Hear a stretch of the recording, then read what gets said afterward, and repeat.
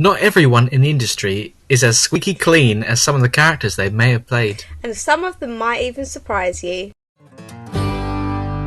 Hello and welcome to the Daily Weekly Podcast. We'll be sharing our thoughts on a variety of movies and TV shows. And of course, we'll be discussing the latest entertainment news. I'm Bradley. And I'm Rachel. Now, since most movies around the world have put a pause on production and pretty much delaying any release for the foreseeable future, and that's kind of left us with little news to actually talk about, other than they're all being pushed back, which isn't great, but what can you do? Bit repetitive. Yeah. So today we've decided to do an interesting topic.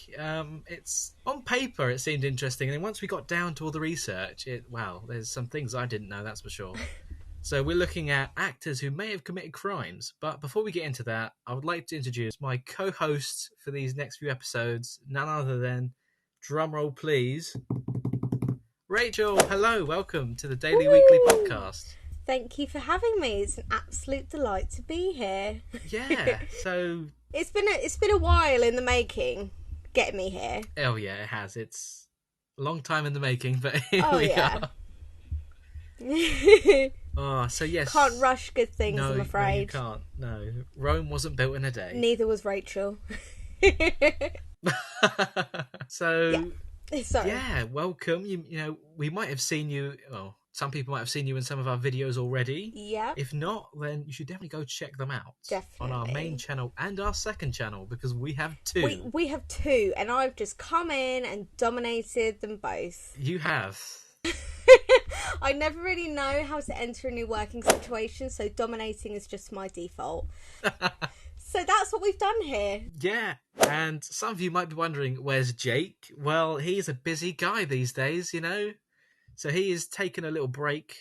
He's off getting a degree. He is, and in the meantime, me and Rachel will be holding the fort, keeping his seat warm, ready for him to jump back in. Yeah, we miss you already. We do. It's not the same without you, Jake, but, you know, that when that day comes, when all three of us will be here together, that'll be a good day. Yes, and become that iconic trio instead of the iconic duo.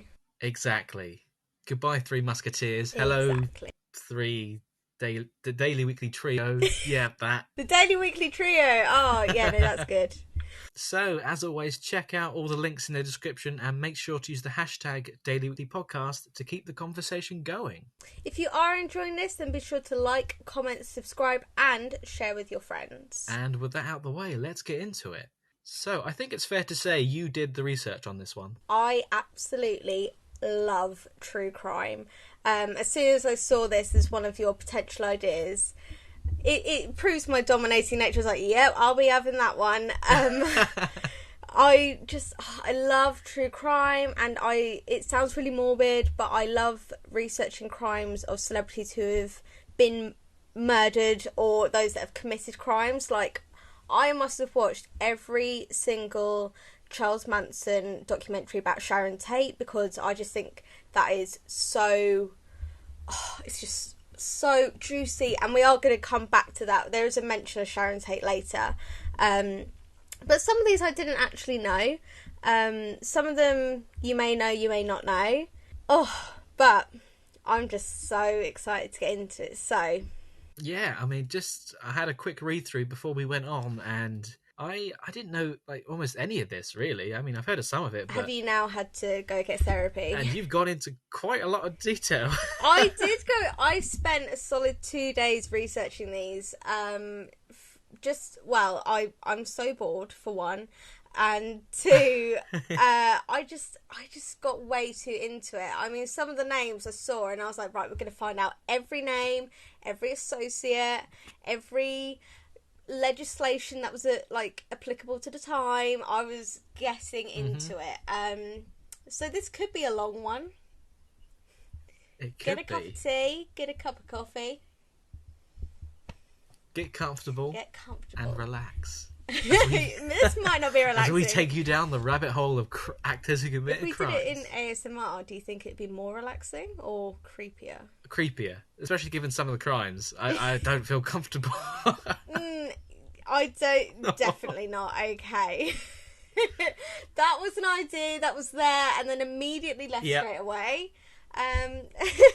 Okay, so the first one is of a very famous actor who I only know for one main role, and that is Tim Allen, Buzz Lightyear himself.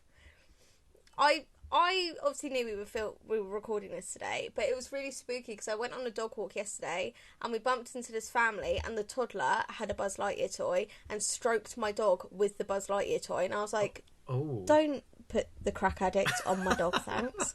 Spoiler, that's what this is about. Okay, so wow, it's a sign. Tim Allen isn't. It's a sign. Please don't turn my dog into a crack addict. So, yes, as well as being known for voicing Buzz Lightyear in all the Toy Story films, Tim Allen is also famous for portraying Santa Claus in the Santa Claus movies. I'm going to disappoint everyone. I actually haven't seen them. What? I absolutely love them. They're a Christmas must-watch for me. Are they? Yeah. Really? Yeah. The third one's the best one as well. Well, It's got, time travelling. I've missed my opportunity. It's the middle of January. I've missed my opportunity. We can only hope for Christmas 21 that I will get round to watching them. Hopefully. But did you know that Tim Allen spent 2 years and 4 months in prison for drug trafficking in the 70s? Wow. I did not know that. I know, exactly. There's more twists. He was originally given a life sentence for drug trafficking, but after making a deal with the authorities, he gave the names of the other dealers to the authorities. He was given a shorter sentence, but still, I think a life sentence is slightly extreme for drug trafficking. Maybe I'm just a softie, you can get away with it, but I don't know. I think there are worse crimes that sometimes get lighter sentences, so it's absolutely, yeah. So we'll go back in time to October 1978. Tim Allen was arrested at an airport in Michigan. He was caught with 650 grams of cocaine, which is a lot of cocaine. That's nearly a whole bag of sugar. Just realised that. Because it's a kilogram of sugar in the one bag, isn't it? So yeah, that's some good sugar. And at that time, there was a recently passed state legislation, so just in Michigan, not the whole of America, which meant that anyone caught with that amount could face a life sentence in jail. So, first of all, You shouldn't ever do drugs anyway, but second of all, that was unlucky. Yeah, the timing of that. I mean, someone clearly wasn't watching the news that year. Or whenever that legislation was actually passed. And what was even unluckier, we say this as if we're on his side, we're never on the side of criminals. What was even unluckier is that he was caught by an undercover police officer called Michael Pfeiffer, that's Pfeiffer, isn't it? Yeah. Yeah, who had been following him for a few months. So what basically happened was they arranged to meet at an airport, because where else would you do your drug deals? Put the bag in the locker for the guy who was buying the cocaine, supposedly, to go get it. But the undercover cop got it and they swarmed him. They swarmed Tim Allen as soon as the cocaine was found.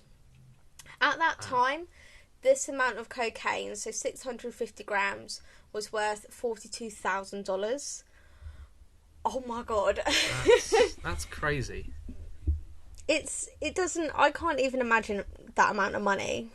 No. Oh, if I had that money right now, well, that'd be nice. Would you spend it on cocaine? I would not.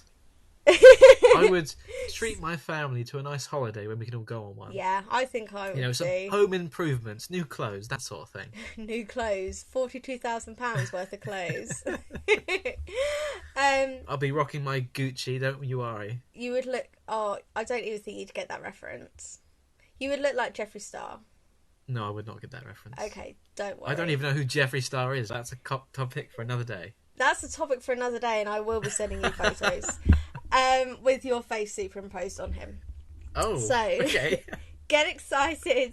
And yeah, like I said earlier, because he offered the names of the other dealers for a lighter sentence, that didn't make sense. Why did I say that?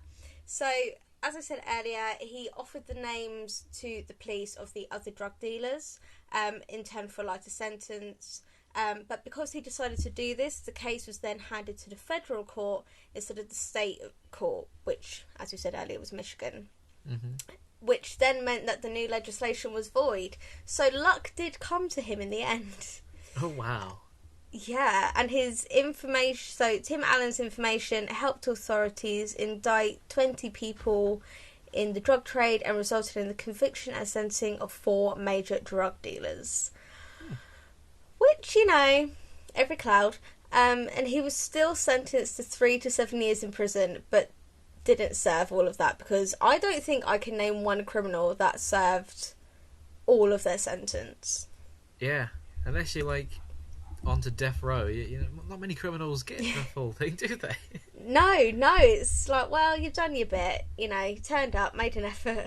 Oh, good behaviour. Off you go. Half your sentence. Good behaviour. Oh. Yeah. He was caught in October 1978, but he was released in June 1981. So that's not even 3 years since the actual case started, which is insane. Yeah, and he went on to become an incredibly successful actor who's worth millions of pounds. I think the main thing to take from most of these cases is that a lot of actors have said, I can't stop burping, I don't know why.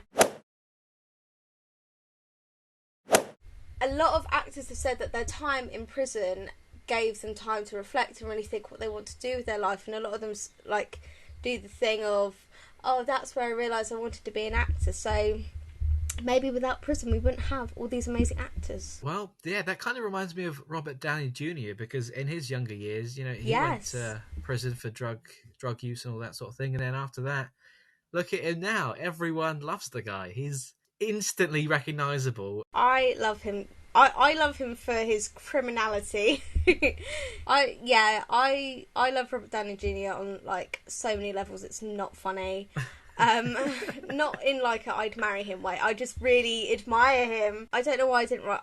Well, I do know why I didn't write about Robert Downey Jr. The reason I didn't was, 1, it was too popular a case. I thought everyone would know it, and 2, I think if we ever did speak about Robert Downey Jr., we wouldn't be able to talk about his drugs and alcoholism without talking about addiction, and that's a whole nother topic to get onto. One that's very close to my heart, but this one's just about bad people. And I don't think you could be called a bad person for having an addiction, because it's not good. It's not good. So yeah. Since 1981, I can't actually think what his first film was. Can you, Tim Allen? No, I don't. No. Yeah, I only know him from Toy Story and the Santa Claus movies. I mean, he's done plenty others, but I can't think. Put you on the spot there, sorry. Yeah. Sorry. But suffice to say, Toy Story probably came out in the late 90s, so within 20 years of being released, he had made a career for himself in one of the most popular kids' film franchises. That definitely influenced my life. All my childhood memories are of Toy Story. And I know that my brothers will say the same. It's definitely, it was a crucial point in our childhood watching Toy Story. So yeah, maybe without him it would have been so different. It really would have been. Yeah. Yeah. Okay, so on to someone that's even worse now. Oh yeah, this is bad to worse. I can't. In so many ways. This is like Cocaine Deal gone wrong to actual rape. I didn't know this, and I don't know why I didn't. But Roman Polanski. So this is where we mention Sharon Tate again. This is where I knew his name really. Roman Polanski was a Polish-French director, and he was most famous for being married to Sharon Tate. And Sharon Tate and their unborn child were murdered by Charles Manson in 1969. This doesn't excuse his later behaviour, obviously. In March 1973, which is in my parents' lifetime, which is even weirder to think about, he was arrested on 6 charges against a then 13-year-old girl, rape by use of drugs, perversion, sodomy. He has 6 charges, all related to unlawful sexual behaviour, sodomy, perversion, use of drugs on an under 14. Very bad things. Yeah, not nice. So he was 43 at the time. The girl was 13. That's not okay. Like, no. He did plead guilty to a different charge. So he pled guilty to unlawful sexual intercourse with a minor. No mention of giving them drugs or any sort of controlled substance. No Jesus. mention of like perversion or anything like that. No. So the story goes that he apparently asked the girl's mother if he could take photos of the girl for a copy of Vogue that he was guest editing at the time, which the mum agreed to. You know, didn't see anything wrong. It's a famous actor and director. What's he going to do? You know, he's trustworthy. If only she knew. Bear in mind, this girl was 13 at the time.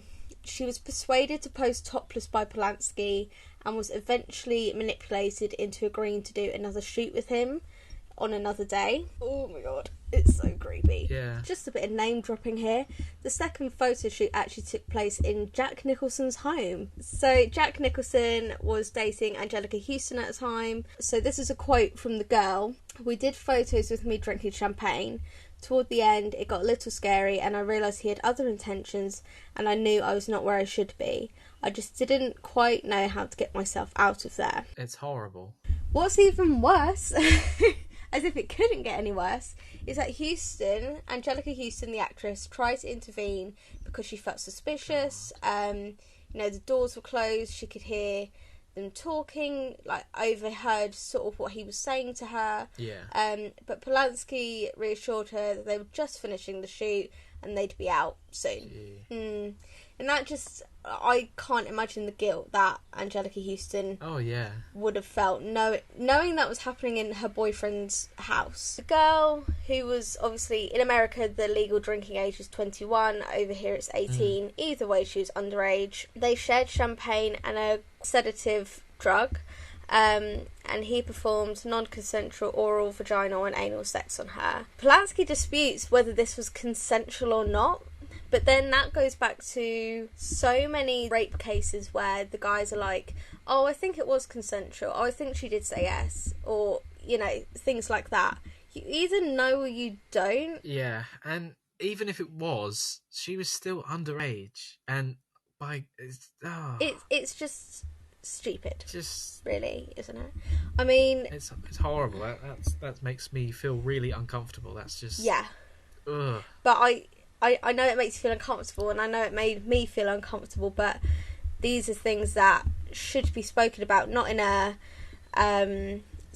salacious or a scandalous sort of way, but in a way to tell people that you can't always trust those just because you see their name like in big flashing lights. You can't trust them. Yeah. I mean, it sort of takes you back to the Jimmy Savile scandal. I mean, we haven't spoken about him here because he's not worth my time and effort. But parents let their children go to his show unaccompanied because he was a household name.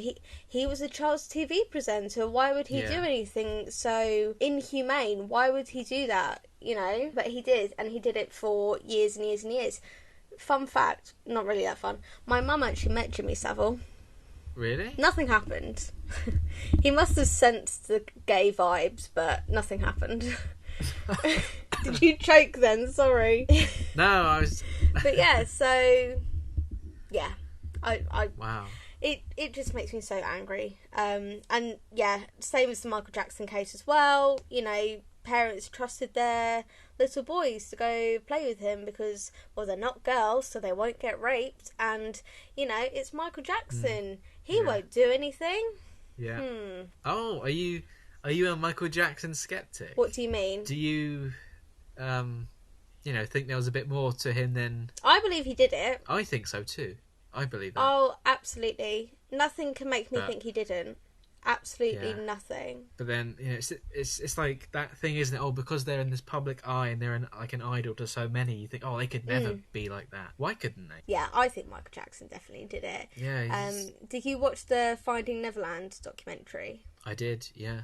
You can't look at those men. You can't look at those guys' faces and tell me that he's innocent. That Michael Jackson's innocent. Yeah. You just can't. No, I agree. Good, because I would have spent the next 45 minutes trying to convince you. I would have brought up like manuscripts from the court. I don't know. I would have done anything I could. Yeah, I've done my research into it. Yeah, I've looked into that, and it's shocking, really, how, to say the least. And it's power. That's all it is. It's power. Yeah. Anyway, going back to the Roman Polanski case, which is what started this conversation. Because of the age of the girl, the victim, they decided not to put her through a court trial. Tried to arrange a plea deal. Polanski accepted, and they dropped the initial 5 charges, which were the things that were involving drugs, perversion, sodomy, that sort of thing, but pled guilty to unlawful sexual intercourse with a minor. So Polanski, instead of going to prison like any standard civilian who was to rape a child, he had to report to the state prison for a 90-day psychiatric evaluation, but allowed him to complete his current project at that time. I think it's crazily unacceptable that they let him finish his work. Yeah, and the work included going to Europe. Yeah. Bear in mind, even though he's not American, because the crimes took place in America, he was being obviously charged in America, the court proceedings were happening in America. You know, you'd expect him to have to stay in America. But no, he went to Europe. And actually, he went to Oktoberfest in Germany. What a lucky guy. But a picture was taken of him at Oktoberfest with his arms round some girls, which obviously not appropriate if you're getting convicted of rape. Yeah. So that's when they decided, we should probably come home now. And he was ordered to come home immediately. Gee. And then that's when he started his 90-day psychiatric evaluation, but was eventually released after 42 days. It's not even half time he was meant to do it. Good news though, he lost his directing job on his then current project, which, you know, gave me some hope for justice. If you are getting arrested for anything like murder or rape or anything that severe, like, why should you be allowed to continue your job? I mean, imagine if you went to Asda and there was a guy that was currently waiting to be sentenced for murder and you were just getting served by him. Yeah. That's not normal. That's not okay. Yeah, like that wouldn't happen. But no, you know, I did some research into this, and even in this century, in the last 20 years, although not many, Roman Polanski has still done projects, even some up until 2019. So he's still working. Yeah, I actually watched the film that he made in 2002 called The Pianist, which was, what was it about? It was about a Jewish pianist during the Holocaust and that sort of thing, and it was really endearing. It was such a lovely film. And then I saw his name at the end and I was like, what? Yeah. Why could such a horrible man make such a beautiful film? Not fair. He was then threatened with imprisonment, so he fled to London in 1978 thinking we would take him. I don't think so, hon.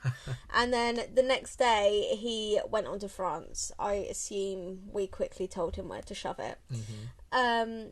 The girl then sued Polanski in 1988, so 10 years after he fled, alleging sexual assault, intentional infliction of emotional distress and seduction.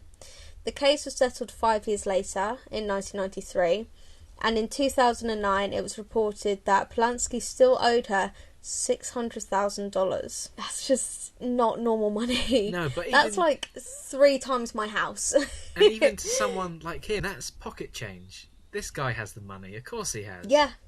I mean, I should have looked up what his net worth was at that time. But it would have been in the millions.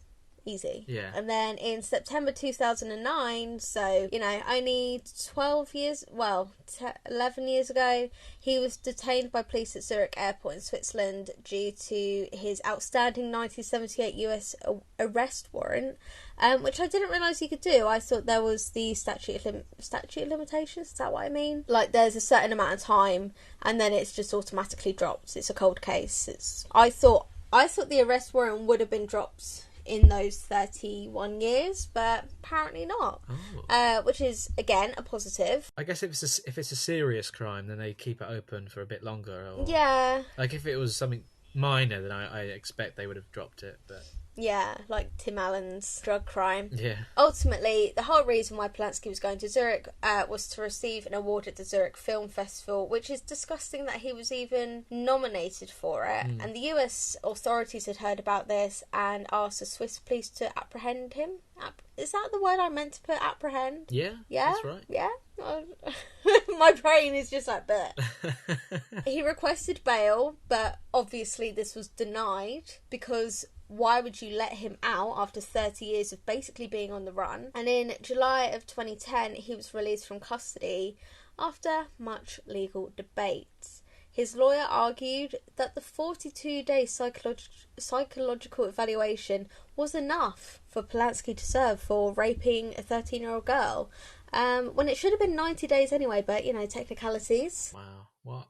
Gee, that... Who in their right mind, what lawyer, what person with responsibility in the law, in the justice system like that, can sit there and say, oh yeah, no, 42 days is absolutely fine because he's, ruined this girl's life. She may never be able to have children or a long-term relationship. She may never be able to have all those things that she would have wanted for herself before those photo shoots. So 42 days is fine to make up for that. I guess if you're paid multi-millions of dollars, everyone has their price. Everyone has their price. Well, I would like... No, I'm joking. But a few months before this, so still in 2010, a few months before this, an actress called Charlotte Lewis also accused Polanski of sexually assaulting her when she was 16 years old in 1983 in Paris.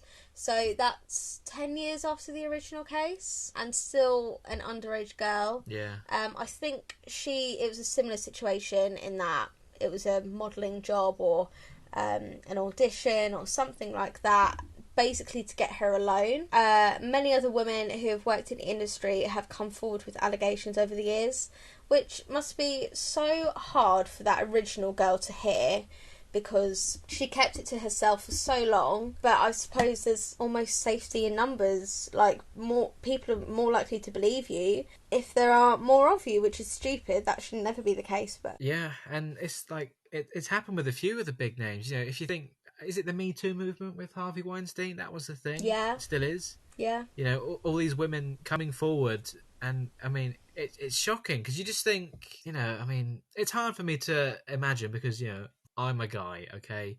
I can't put myself in a woman's shoes, especially when something about this, but it's great they're coming forward and that the people who, are getting the justice that, but how so many people just get away with things like this and then the victims are left with nothing, Yeah. I do dread to think how many celebrities haven't been reported for rapes or sexual assault cases because the victims just haven't come forward. They know there's no point. It would just give them negative media attention, or they won't be believed, or anything like that. It's almost like, who can you trust? Yeah. No one, really. That's the thing. And when money, power, status, all that are involved in that industry, so they can silence you, they can bribe you, and there's nothing you can do. You could be telling the absolute truth. They'll pay someone and that's it. No one's going to believe what you say. No. And that's just horrible. Yeah. Coming into modern day, so as far as I could tell in my research, the case has been dropped, as it has been too many years since the incident to arrest him, which is what I was sort of getting at with the statute of limitations thing. He does remain a fugitive on the US justice system. He's technically still on the run. He's somewhere in Europe, apparently. But that's all my research found. That's all my research. This is a hard one to listen to, but... Oh, yeah, definitely. But it's so worthwhile listening to. It is, yeah. I wonder why he did it, though. Yeah. Like that, because I was just being really nosy. I guess. And Sharon Tate was about 10 years younger than him, maybe 15.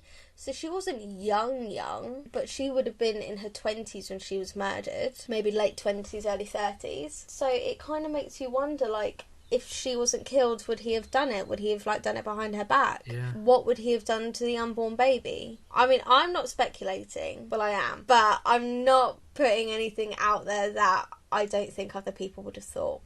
Yeah, it's just one of those things that we're just never going to know. Let's be honest. I don't. No, I think he is still alive. Well, he must be if he's still in Europe. Oh yeah, he's still kicking. Oh, but dirty old man. I don't expect a deathbed confession or anything. If he's been on the run basically for the last 50 years, there's. Yeah, I know. It's just. Oh, and he's still getting what he wants. He can still direct. He can still work. He can still do his passion. But then if you think, one person goes to jail for, I don't know, a really minor crime, like theft or something, that could affect their chances of ever getting a job again. In the UK, at least, I don't know what it is in the US, but in the UK, if you have a criminal record, you can't, it comes up when you get DBS checks, so you can never work with children. Yeah. No, it's just to make sure that you are safe and you're reliable. You do need to get DBS checks for basically everything. And if you have a criminal record, that's the first thing that comes up. So you're a bit screwed. Do you believe in reform? Do you think some people can go to prison and come out as another person, or...? Yeah, there are criminals who never change, and there are those that do. Yeah? I think so. I don't think it doesn't work for everybody, and I don't think... But I suppose I'm a bit optimistic that I'd like to think people could change. Yeah, you always want to see the good in people. Yeah, I mean, I can see things for what they really are, but... I will also like to be a bit positive as well. Yeah. But then for some things, I could be straight up absolutely not. There is no way. It's hard, isn't it? Yeah. It's just a trust factor, I think. I think that's the main thing. It is. I think I'd find it really hard to trust someone who, say I got a friend or a boyfriend or something that had committed a serious crime, like money laundering or sexual assault or something like that. I think I would feel really uncomfortable. I think I've also put a massive guard up for myself. I've dug myself a hole really in that I find it really hard to trust anyway. So having someone who's like, oh yeah, no, I went to prison for 3 years for this, that and the other, I'd be like, absolutely not are you coming into my life. And I've also got to think about my family. My family's quite vulnerable in a variety of ways, so I would have to think about them. I don't think I could allow a criminal into my home. Absolutely not. So, what crimes have you committed? Me? Oh, so many. Do you consider lying to be a crime? Oh, okay. It depends who you've been lying to. All actors are liars. Lying is a sin, but not a crime. It is, but if you're an actor pretending you're lying, aren't you? If you're an actor. Fancy that. It depends what you're saying. Try to think of an example. Like, is it Ralph Fiennes that played that Nazi man in Schindler's List? Surely he must have lied. He's not actually going to be a Nazi, is he? We all know Mark Wahlberg. What's your favourite Mark Wahlberg film, Bradley? Quick fire. I don't know. What's he been in again? No, don't. He's been in everything. No, he hasn't. I saw you right there. I was like, really? Has he? He has. He's been in nearly every film that me and my brother watch. My brother is obsessed with him. I mean, I like him as an actor, yeah. I just, Daddy's Home, or... Daddy's Home, yeah. Well done. I don't think you get that one. Yes. Ted. I loved him in Daddy's Home. I did watch a film with him in once, and it was, like a dramatisation of a true crime. I think it was about money laundering, though, and extortion, which was quite interesting when you read about his own criminal past. Oh. But no, he has been in lots of things, and now they're all gone out my head.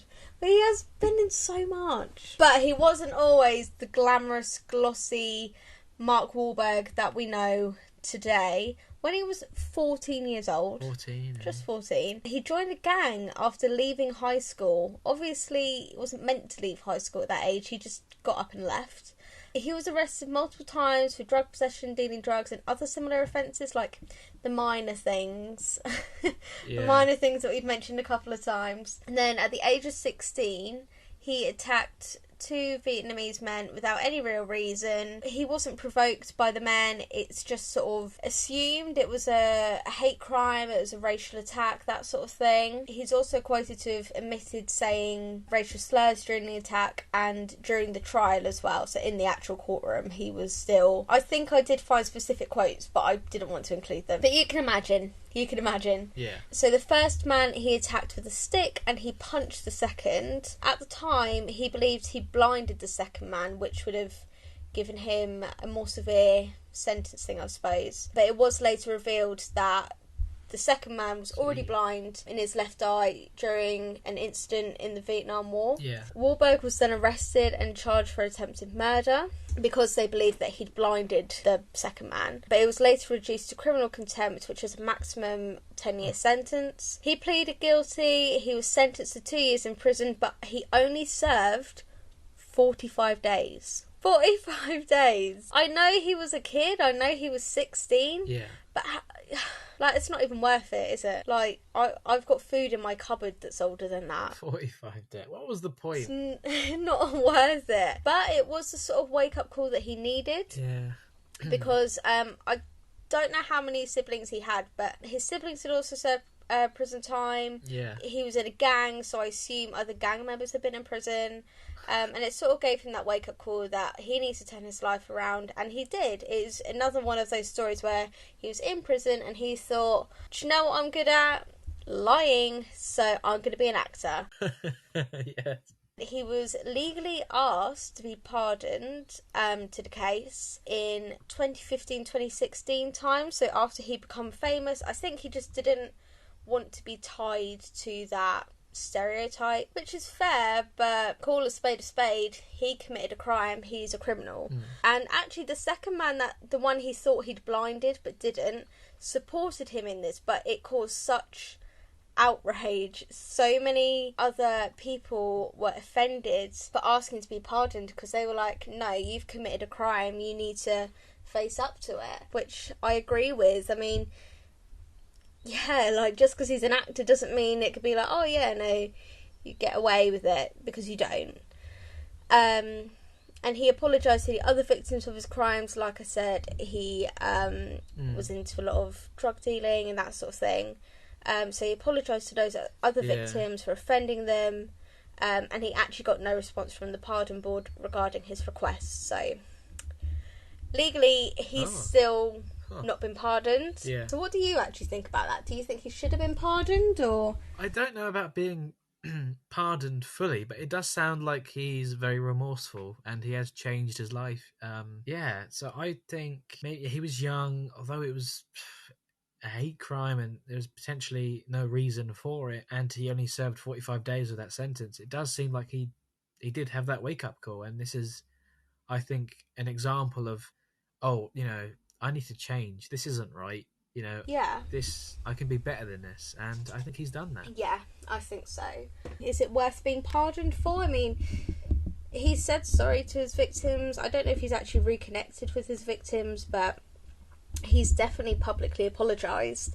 Yeah. And maybe that's all they needed, you know, to move on with their lives. Yeah. Yeah.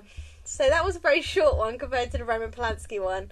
But I still thought it was really interesting. I didn't know that. I don't know. I guess I thought he was too glossy for it. I think I've heard of it. I kind of knew he was in kind of gangs when he was younger, but I didn't know these exact crimes. No, and he was less likely to be pardoned as well because it was a racial thing. I don't know if he's been racist since, but, you know, there's always clips coming out of celebrities saying, like, the N-word or other discriminatory slurs. So I don't know, maybe if something like that came out, it might show that, okay, he doesn't actually feel that remorseful. Yeah, maybe, I don't know, we'll have to see, won't we? Indeed. Okay, so what do you do in your intermission?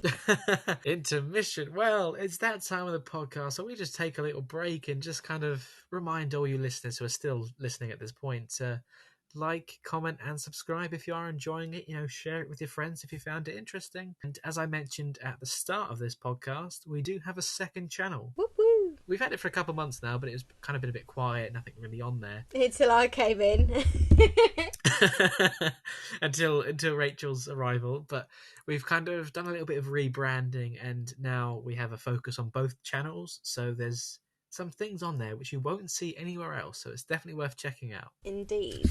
Yeah, and all the links to our social media, you'll find that in the description. So follow us on Instagram, Facebook, Twitter, and I think we're even on MySpace. Not that we use it, but you might go find us on MySpace. So that's always fun to check out. MySpace? What year are you in?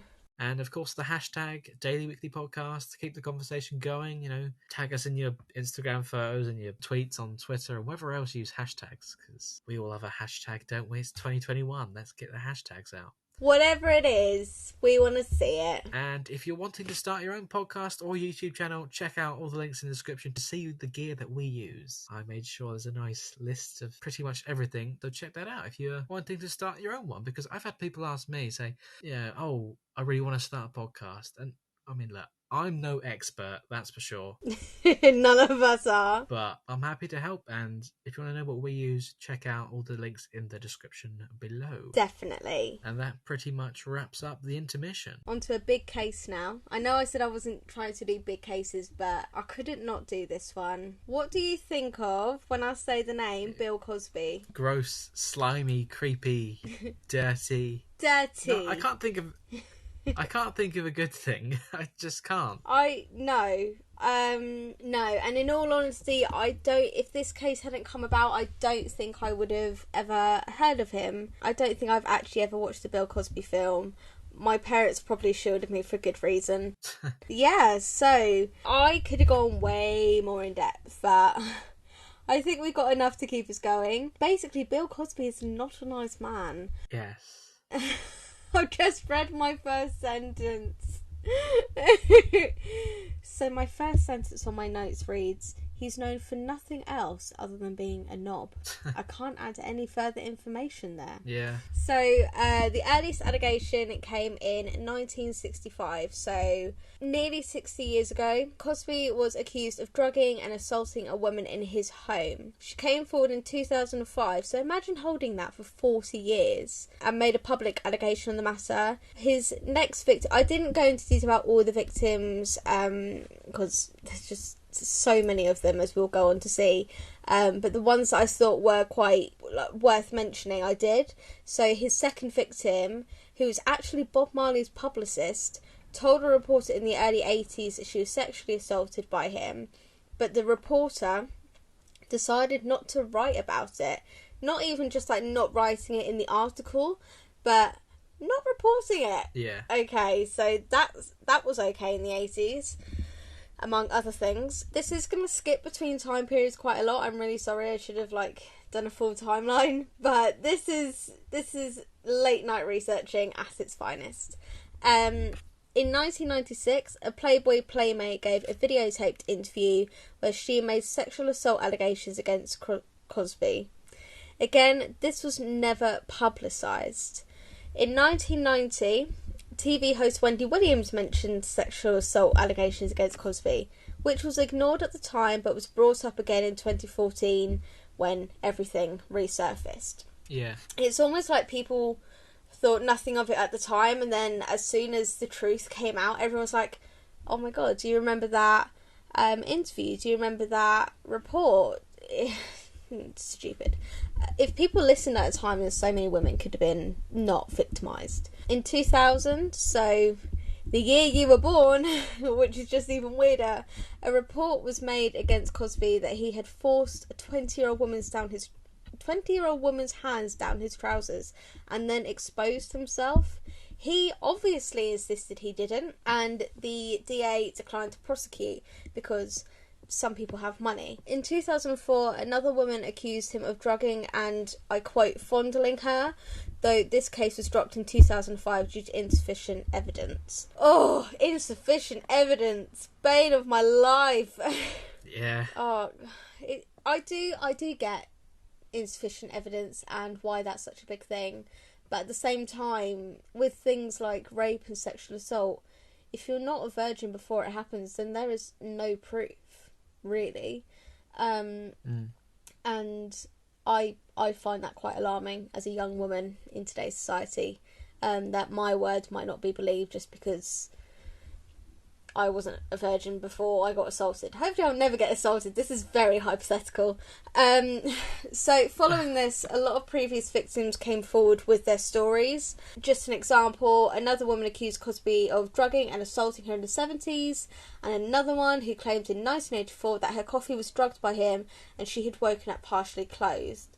There is a lot of similar stories with Cosby's victims in that they were drugged, and they woke up whilst he was raping or assaulting them, or they just woke up partially clothed, or they woke up completely naked, and that just has to be the most horrifying thing. You have no idea, you have no control. So, as well as being an arsehole, Cosby cheated on his wife and had multiple mistresses. One of them reported that in the 70s she was drugged and raped by him the last 2 times they were sexually together. So it wasn't just like he was picking up young girls on the street, couldn't resist himself, couldn't stop himself from doing it. He was making actual advances and actively trying to hurt the people around him, his mistresses. Obviously, I don't know the ins and outs of their relationship, but to become a mistress and not just a one-night stand, there's got to be some sort of feelings there.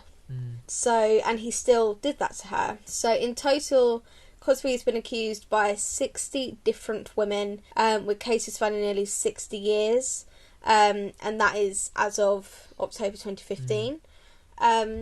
All the allegations resurfaced in 2014 when a certain comedian called Hannibal Buress made a dig towards Cosby, who had been known for talking down to young black men, stating, "Yeah, but you raped women, Bill Cosby, so that kind of brings you down a couple of notches."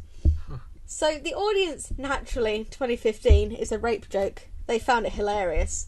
But then he encouraged his audience to Google Bill Cosby rape when they got home.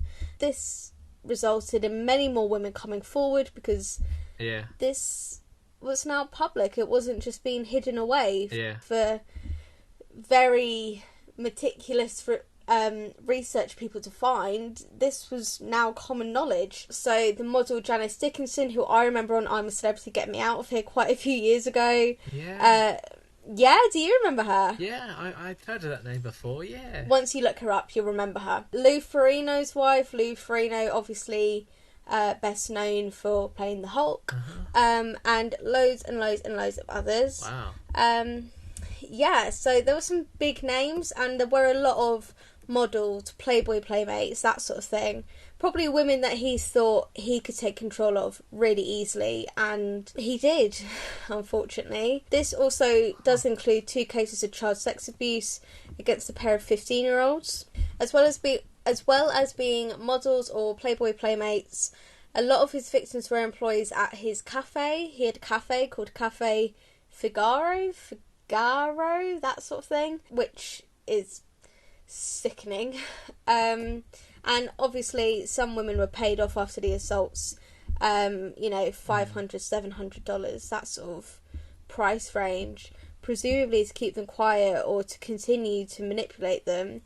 And most were also drugged or had their drinks spiked.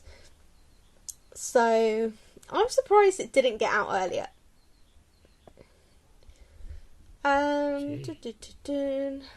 One of the women who came forward in 2015 was able to extend the statute of limitations on rape cases, which has helped many other separate rape cases.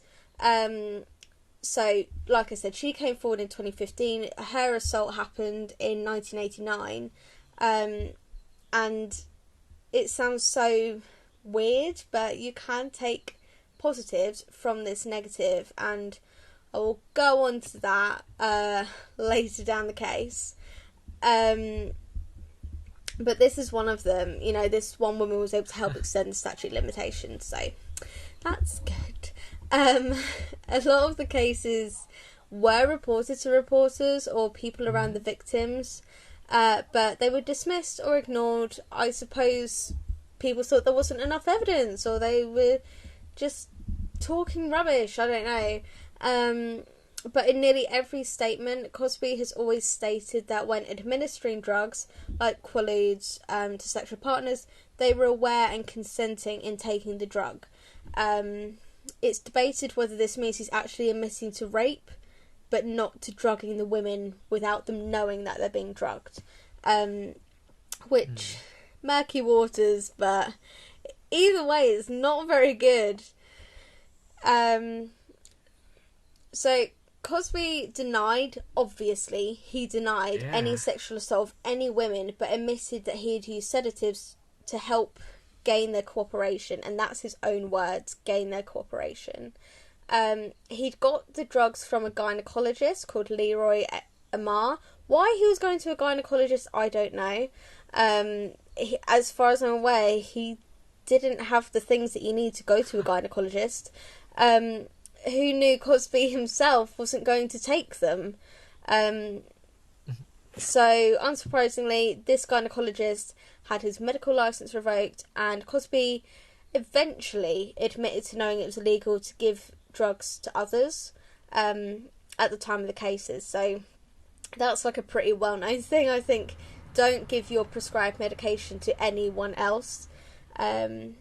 So, you know, why he was having prescribed medication from a gynecologist, I have no idea what he said or did to... Probably paid him off, didn't he? So the first time that Cosby was eventually charged with counts of sexual assault would be January 2015, so only 6 years ago. And it was against one woman named Andrea Constand, with 3 counts of aggravated indecent assault. And this was only in regard to unwanted sexual attentions instead of actual non-consensual sex. So he's still getting charged with something along those lines, but it's not good enough, if you ask me. Yeah. So Bruce Castor, a lawyer, had supposedly promised Cosby in 2005 that he would not be prosecuted, which is a decision he defended 10 years later as well. But you can't make promises like that. That's just not okay. No. Again, like the last, the Roman Polanski lawyer, you can't, like, what in your right mind makes you think that that's okay to think that when you're working in the justice system? So in 2016, Judge Stephen O'Neill decided to not dismiss the Cosby case. A few months later, at the preliminary hearing, a judge found that there was enough evidence to proceed with the trial. I don't know what this evidence is, but there was enough of it. So the trial started June 5th, 2017, and ended in a mistrial just 12 days later as a result of the jurors being deadlocked. If found guilty, Cosby could have been sentenced to 15 to 30 years in prison and a fine up to $25,000, which, similar to what you were saying earlier, is like a drop in the ocean. Yeah. Someone of that fame. I don't know where I was going with that, but... Oh, yeah, that amount of money is nothing to him. No. I mean, even if he just had $1 million, that's still nothing. So yeah, that's just... I just don't know what's going through the jurors' heads, if I'm going to be quite frank. How can he be deadlocked? Surely it's obvious. Yeah. So Cosby's second trial was due to start September 2017, but it was pushed back to April 2018. I'm not too sure why, but it just was. Cosby had a new attorney to represent him in this trial. His name was Thomas Mesereau, and he actually represented Michael Jackson in his 2005 child molestation case, which is what we mentioned a lot earlier. Yeah. This time he was actually found guilty in a federal court for the 3 counts of aggravated indecent assault against Andrea Constand, who was the reason why this was opened. On September 25th, 2017, Cosby was found guilty and sentenced to 3 to 10 years in prison, had to pay the prosecution $43,611 and pay a further fine of $25,000, which is nothing. really. Yep, still nothing. And 3 to 10 years, I mean, I know he's old and probably going to die soon, but, you know, it's the principle of it. Yeah. Obviously, he tried to appeal his sentencing, but in December 2019, his conviction was upheld by a 3-judge panel in the Superior Court of Pennsylvania. In June 2020, so less than a year ago, Cosby again tried to appeal his sexual assault conviction, believing that the questions asked within the testimony were more harmful than factual. The court heard this appeal December 1st, 2020, which was only last month. Yeah, that's not long. It's... Oh, I want to know what's going through his head to make him think that he can still... I mean, what's the point? I mean, by the time, like, all the paperwork's done, he'll probably be dead anyway. Like, Exactly. Just go sit in prison. Just go rot in prison. Like, go where you belong. Spend your final years alone in a cage. Please. Yeah, that would be my ideal. And then the real positives come out of this case. I know it's hard and it might be a bit insensitive to say it, but just listen. So the real positives to come out of this case is the passing of lots and lots of new legislations to protect similar cases from happening again regarding rape, sexual assault, that sort of thing. So these were all implemented from the assault itself happening to the legal proceedings that took place afterwards, and even up till the legal proceedings that are happening now. So we got the Ontario sexual assault plan, which has a $41 million budget to combat sexual violence and harassment. We got the Nevada sex assault law, which means that in Nevada, if you're found guilty of rape, the criminal prosecution... What am I going to say? The sentencing for rape in Nevada is now 4 to 20 years, which is a pretty big gap, but I suppose 20 years is better than 10. The Colorado sex assault bill, which extends the statute of limitations to 10 to 20 years to come forward with a case. The Presidential Medal of Freedom bill, which is a criminal penalty for anyone who publicly displays a Medal of Freedom that has been revoked by the president, including up to a year in prison, which is something that Bill Cosby had. He had a Medal of Freedom, and it was a big controversy as to whether he should still like wear it on his suit and just display it, really.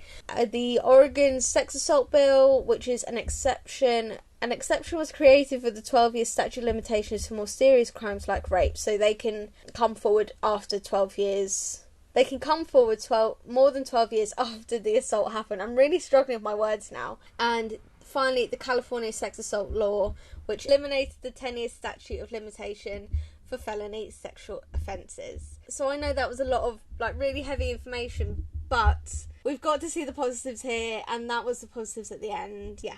It is really hard to listen to. It is. And to know that there have been 60 individual women who have reported assaults. How many haven't come forward? Yeah. Where do you stand on that case? Other than him being awful. I mean, that is the place to stand, isn't it? How it's ridiculous he got away with it for so long, and he still kind of has. It's crazy to think, again, just because it's some famous person who's got status, the punishment is either nothing or very little. Yeah. I think it's gone. Sorry. Yeah. I think it's the arrogance of it as well. Obviously you can never, ever, ever put yourself in the victim's shoes. You never know what they're going through mentally, emotionally, physically. But if I made a report against someone for a crime such as that, and then for years after they were trying to appeal it, I would be so heartbroken. Yeah. It's the arrogance of it. It's the thinking I can still dominate and control you and do this, that and the other. And it's... I don't know. Isn't there like a limit of how many times people could appeal a sentence? I think so. I can't remember what it is off the top of my head though. I can't see it being very many because you can appeal if you lose, Like, surely that should be it. But I think maybe you can do it Yeah. a couple more times. It depends on, evidence and things like that and circumstances. But Yeah, it's not something you can do all the time. no, like every day I think of a new reason to appeal. Now I'm trying to think of like Making a Murderer, because I know that they've appealed it a couple of times. The guys in that case, Stephen Avery and his nephew, who I've forgotten the name of. I know that they've tried to appeal their cases a couple of times, but I don't know if they've run out of chances or what, really. Yeah. I wish I didn't have like another depressing one, but hi. So this is our last case for the actors who committed crimes. This one is, I didn't know. Did you know this one? No. In fact, I don't think I've even heard of the actor before, so I didn't know this at all. Oh, how rude. Okay. This is the case of Jeffrey Jones. Jeffrey Jones is known for playing that really creepy ginger headmaster in Ferris Bueller's Day Off. You've at least seen Ferris Bueller's Day Off, haven't you? I think I've seen parts of it a while ago. That's so disappointing. That is sad. Oh dear. Basically, he just even just looking at him I feel a bit sick. But even when I first watched the film when I was, I don't know, like 10, 11, 12, I remember thinking, oh, that's a weird face. He just, I don't know. But very ironic that he was meant to be a headmaster when you read what this case is about. So in 2002, Jones pleaded no contest to charges regarding soliciting an underage boy to take pornographic photos of him. The underage boy was 14 years old at the time that it happened, and it was initially thought of as just child pornography, which is pretty illegal still, but then it was found that he actually solicited the then 14-year-old, which, it's a lot. If you have a moral compass, surely you're going to be like, oh, yeah, it's not great, is it? It doesn't look good. Naturally, this requires Jones to register as a sex offender, and he had to serve 5 years of probation. What I find a bit ridiculous is that Tim Allen, from the very beginning of this episode, he got like 2 years, 18 months, that sort of thing, in prison for cocaine. Yeah. This guy solicited a child to create pornography for him, and he only got 5 years of probation. I know. It's so just odd. It doesn't make sense. It just doesn't. No, and it's like the punishments and the laws vary from state to state in America. But you wouldn't think they differ that much. I mean, yeah, child pornography versus some coke. Like, come on. Yeah, there's no question, is there? No. Imagine if I was... No one in their right mind would... No. Imagine if I was a lawyer. I'd be like, are you joking, hun? Like, get him locked up and throw away that key. Oh, yeah. So, yeah. Dig a very deep hole and chuck him in it. Leave him there. Yeah, I'll dig it if you want. Yeah. He was charged 2 more times, once in 2004 and once in 2010, as a result of failing to update his sex offender registration. I didn't actually realise you have to... Well, obviously, I've never had to do it myself, but you have to register your sex offenderness yearly. Oh, all right, okay. So he forgot to do it twice because, you just forget these things. They just slip your mind that you're a sex offender. So, yeah. He very nearly faced a 3-year prison sentence for this, but instead had to serve 3 years of probation. Probably, I'm trying to think now. I can't remember what state in America this happened, but maybe it was a money thing, because obviously putting someone in prison costs a lot of money. It does. And he had to perform 250 hours of community service, which I think was actually... I think it specifically said, like, picking rubbish off the street, which is quite a satisfying thought. And he is still on the American National Sex Offender Database as of 2020. Good. Which is good, very good. But that does make it very weird that he was a headmaster in a high school in Ferris Bueller's Day Off, and he was basically trying to... he went to a teenager's house to see if he was actually ill or not. I mean, of all your crimes, don't choose a child-related one when that's the film you're most famous for. So those are all of my cases. Well done for sticking with it. I really enjoyed researching this. Yeah, I don't know if anyone's actually gonna... Maybe people get to like the first one and be like, this is so depressing. If you're still listening with us, then thank you for staying. We hope you found it interesting. I definitely found out things I didn't know. And I think that, although it's not a topic that people would like to talk about, it's one that they should. Yes. Because you can't just brush it under the carpet because it hasn't happened to you, for example, you know? Oh, no. And I could have done some, like, light-hearted crimes, as crimes go. I could have done some, like, funny ones, but why do that when in my first podcast episode I can show myself for the true crime geek that I am? Yeah, that's come across very clear. Oh my goodness, do you watch... This is going so off topic. Do you watch Ellen and Neil on YouTube? No. Okay. She's Ellen and Neil, and she does true crime episodes on YouTube. All right. And when I had my breakdown in the summer, I binge watched all of them, and they're all like an hour long. Wow. And it helped my recovery. So Hooray! Yay! Yeah. So if you liked this, then please go. She doesn't need me to say it, but go check out Ellen and Neil because her videos are so much better than these little snippets of cases ever would be. Yeah.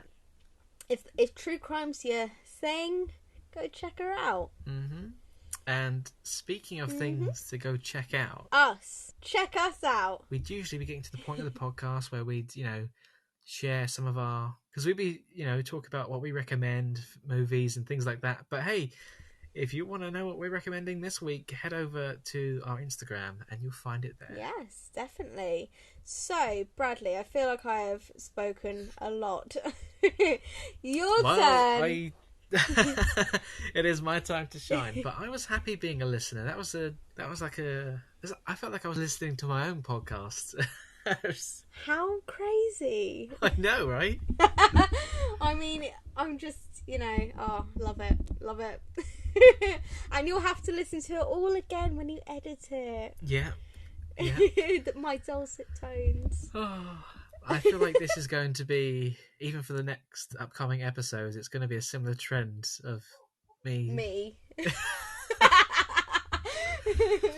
I mean, I'm generally more of a listener anyway, but that works quite well because all I do is talk. Yeah, and all I do is I just listen. I'm like, yeah, I got it, and I'm just sitting here taking it all in, filling up my brain. Perfect guy, girls. I mean, come on. Yeah, so we have our... Is this where we do our news story? I think it is. It is. It's time for the not yet titled news.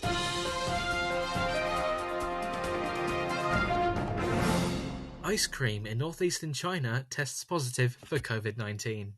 Now, have you heard of this story, Rachel? No. No, it was making the rounds on Facebook, I think it was last week, and I just thought the headline was great. I mean, I know the topic is not great, but it's ice cream, and it's funny. Can't because touch anything anymore. God. No. Everything you gotta... Like, right now, I'm wearing a mask and gloves. I'm all sanitized. I don't want to know. I don't want to know what you sanitize, but thanks for offering that information to us. Yeah, I'm COVID-free, that's all I'm saying. Right, here we go. So yeah, ice cream in northeastern China tests positive for COVID-19. 3 samples in China's Tianjin municipality showed traces of the coronavirus, possibly due to a combination of poor hygiene and cold storage temperatures. So when you're having ice cream tonight, make sure that it's not too cold and not too dirty. Where were you going with that? I don't know. Make sure to sanitize your ice cream. Ben and Jerry, Yep. Other ice cream providers are available. Of course. No product placement or sponsorship in this video. Oh, what I'd do for a tub of Ben and Jerry's right now. A tub of sanitised Ben and Jerry's. 3 ice cream samples, chocolate, strawberry and taro? I've not heard of that flavour before. All tested positive for traces of the coronavirus after they were submitted to a food inspection. In northeast inspection. Inspection. Yes, that's what I meant to say. Expection. According to a local report from Chinese media on Friday. And the media in China, it's very state run, so I believe this to be 100% true. Or are they just fear mongering to keep everyone in China inside still? And not eat ice cream. Yeah. That's What's so the real sad. story? Huh? It's so sad. I just love ice cream. Oh, well, that brought some joy to us all, I'm sure. Woo! Oh dear.